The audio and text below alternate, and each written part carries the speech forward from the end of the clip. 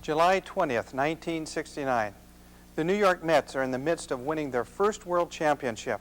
The Beatles are making their last album together as a group. And Neil Armstrong is about to take a step that will be long remembered. In the next 4 weeks, we look at the sequence of events that led up to that memorable step, a step that truly is to be one giant leap for mankind.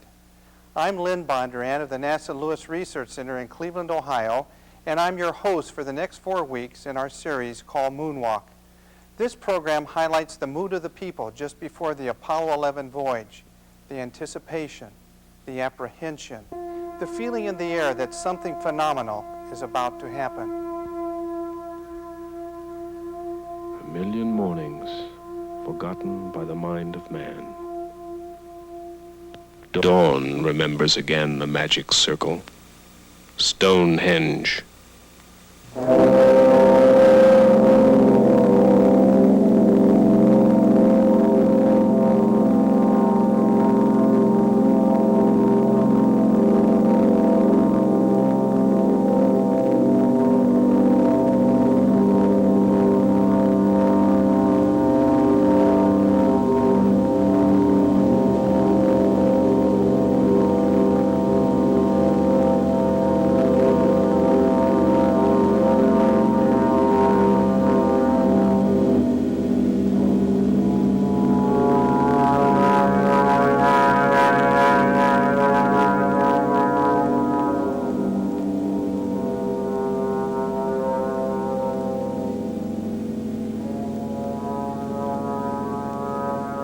Magic circle, observatory, temple aligned with the rising of the sun and the turning of the heavens.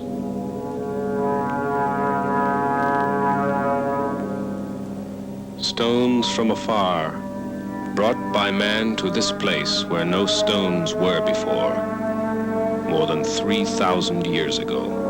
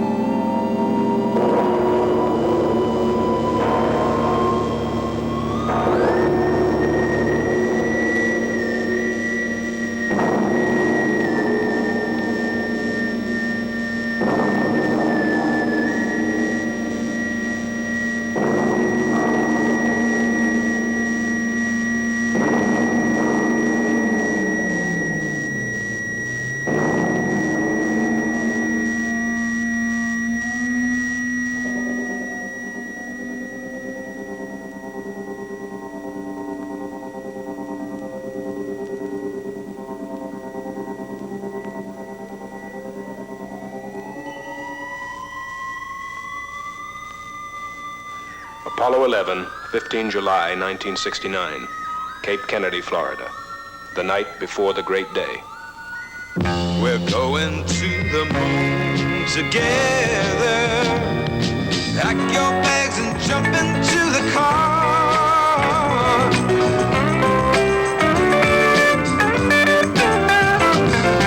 Gonna take a trip to tell you where you are.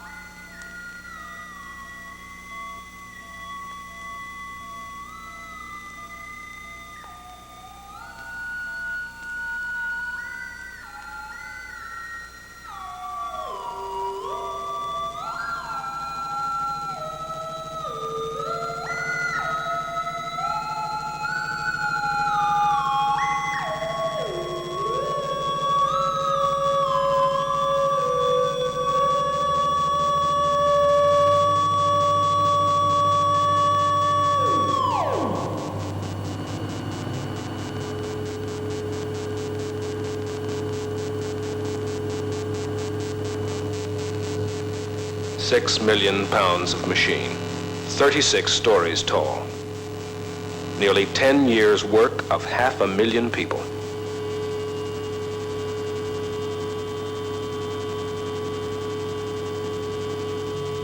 Through the night, it was checklisted, double-checked, electronically monitored, computerized, televised, dehumanized of human error.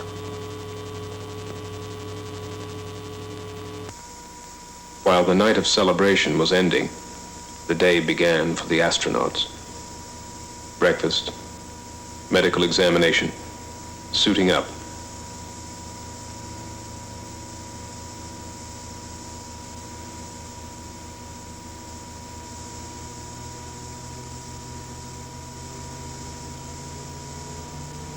Neil Armstrong, Commander Apollo 11.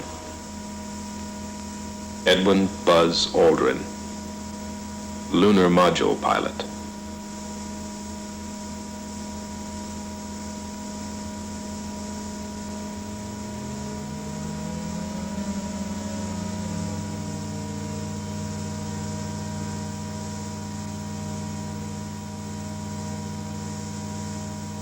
Michael Collins, Command Module Pilot.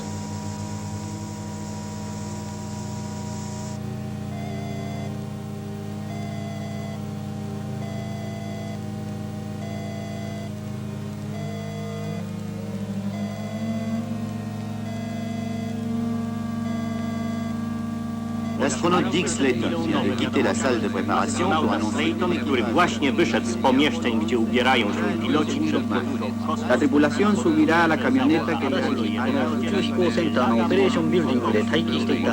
to take them to pad 39A. Slayton said everything is going smoothly according to plan.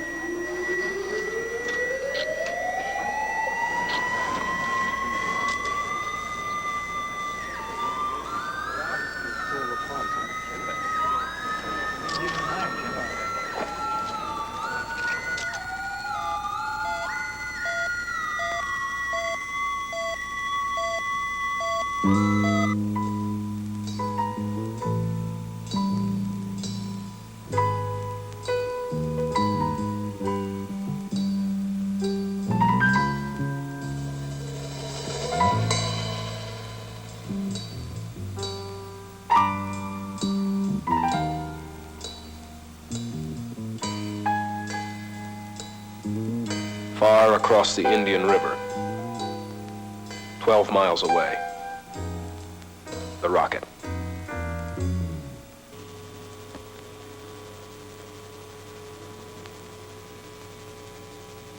At 6:32 a.m., 3 hours before launch, on pad 39A, Armstrong and Aldrin walked on the surface of the Earth. Their next steps would be on the moon. Spectators rolled in by the thousands. Campers, trailers, cars, and pickups filled the campsites and the beaches, lined the highways, lined the parkways, nose to tailgate, Cape Canaveral to Titusville.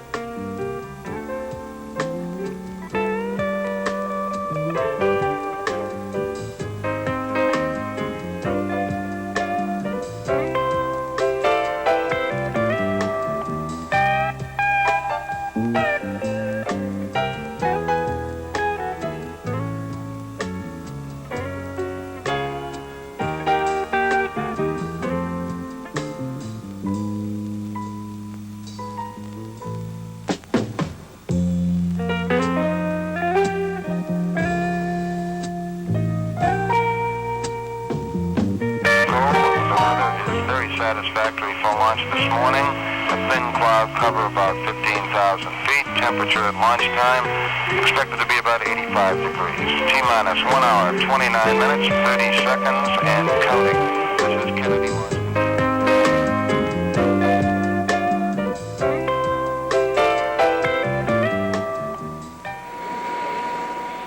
Propellant load pressure and temperature. Digital transmission worldwide tracking. Stabilization and guidance. Radio frequency telemetry and voice communications. Signal conditioner integration. Spacecraft electrical power. Flight control. S4B propulsion stage monitoring. S1C, S2 propulsion stage. Every important valve, gauge, and circuit was continually monitored at Launch Control Center throughout the 28-hour countdown. Countdown still going well. T-minus 55 minutes, 10 seconds, and counting. This is Kennedy launch.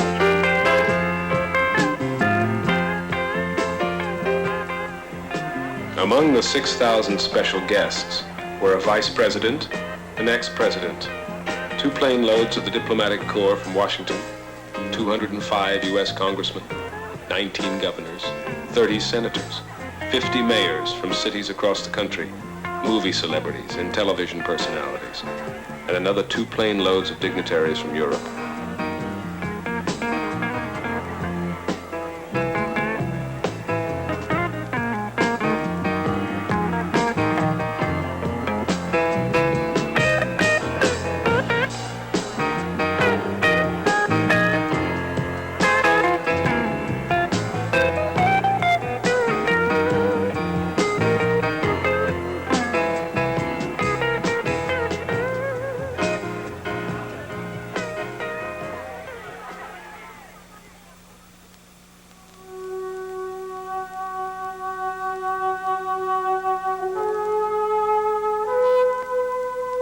Around the world, another morning.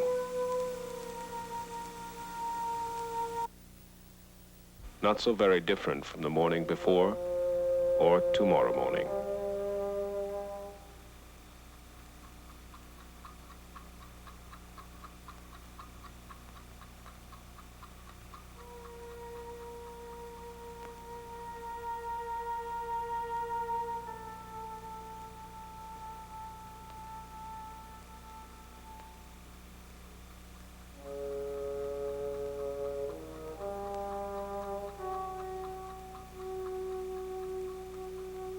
This day on which man will leave Earth to walk on the moon, 3 billion people went about their daily lives. Some in the way their ancestors did centuries before, others in a world shaped by modern technology. It seemed that most people were unaware that this event might change the history of the human race. That this morning would be marked in history books and learned by their children's children. In what age of man will the meaning of this morning be understood?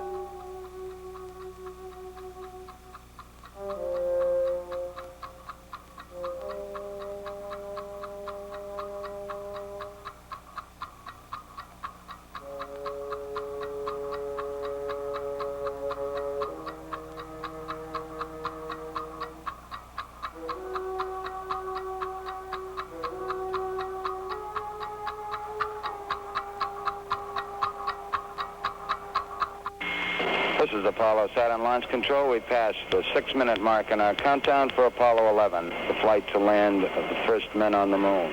We're on time at the present time for our planned liftoff of 32 minutes past the hour.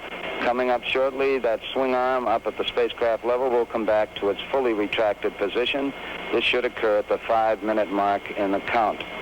The swing arm now coming back as our countdown continues. Skip Chauvin informing the astronauts that the swing arm now coming back. 4 minutes and counting. We are go for Apollo 11. We'll be coming up in the automatic sequence about 10 or 15 seconds from this time. The vehicle starting to pressurize as far as the propellant tanks are concerned, and all is still go as we monitor our status for it. Firing command coming in now. We're on an automatic sequence as the master computer supervises hundreds of events occurring over these last few minutes. 2 minutes, 10 seconds, and counting. Oxidizer tanks in the second and third stages now have pressurized. T-minus 1 minute, 35 seconds. The third stage completely pressurized. T-minus 60 seconds and counting. We passed T-minus 60. 55 seconds and counting. Neil Armstrong reported back when he received the good wishes. Thank you very much. We know it will be a good flight. Good luck and Godspeed. 40 seconds away from the Apollo 11 liftoff. All the second stage tanks now pressurized. 35 seconds and counting. We are still go with Apollo 11. 30 seconds and counting. Astronauts report it feels good. T-minus 25 seconds. 20 seconds and counting. T-minus 15 seconds. Guidance is internal. 12, 11, 10, 9. Ignition sequence start. 6, 5.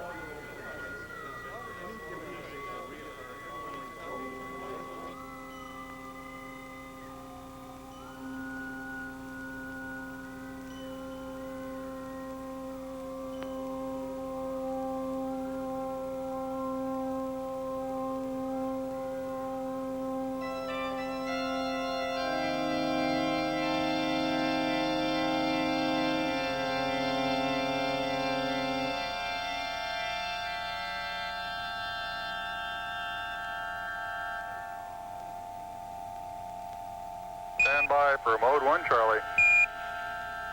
Mark, mode 1 Charlie. 1 Charlie.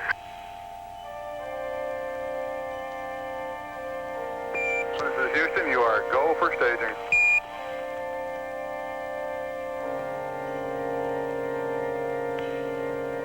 Board cutoff. I'm in board cutoff.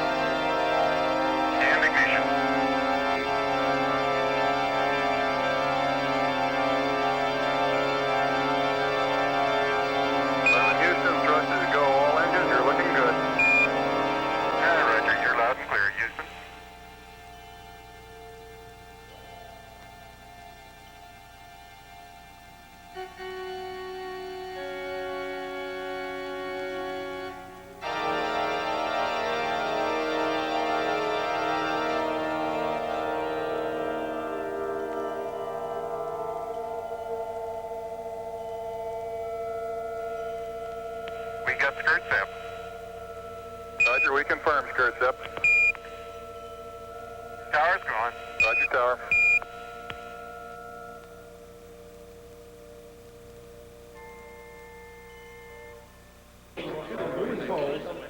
When Apollo was safely underway, control of the mission was switched to Houston.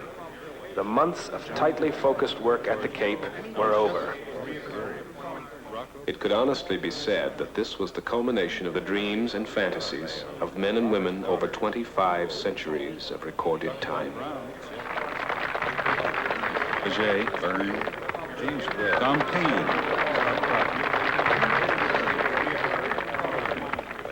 James Webb, Marconi, Gilroy, John Hubble, Debus, Laplace, Galileo, Descartes, Marie Curie, Alan Shepard, H.G. Wells, Edward White, John F. Kennedy, Gagarin, Valentina Tereshkova, Paracelsus, Chaffee, Grissom, Einstein, Rene Descartes, Copernicus, Leonardo da Vinci, Isaac Newton, Kepler, Konstantin Tsiolkovsky, Albert Einstein,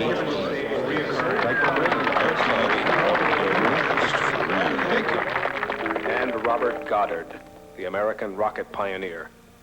Yankee inventor, dreamer. They called him the Moon Man and laughed. But on his own, he went ahead designing, inventing, and testing. His first proving grounds were on his Aunt Effie's farm in Auburn, Massachusetts. The neighbors complained.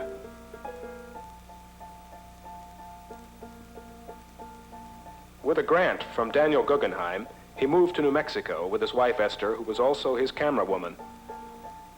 Goddard had invented and launched the world's first liquid propellant rocket in 1926. And in the end, he accumulated more than 200 patents for everything from multi-staged rockets to fuel pumps and clustered engines.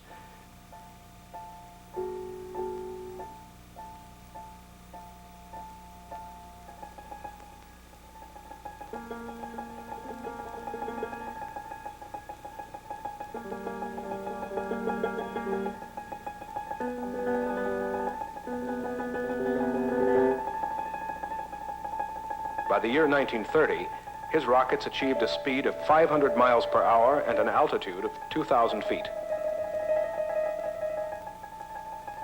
This was the year in which the 3 Apollo astronauts were born. Goddard had a vision of the age of space, but the world was too slow to make it happen before his death.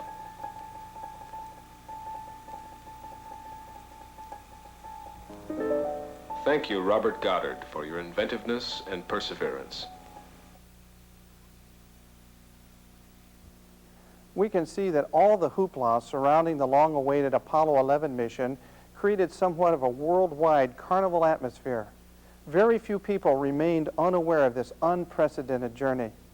Next week, we take a further look into the preparations that were necessary in order for man to survive outside Earth's atmosphere. The show is called Adapting to a Space Environment. I'm Lynn Bondurant.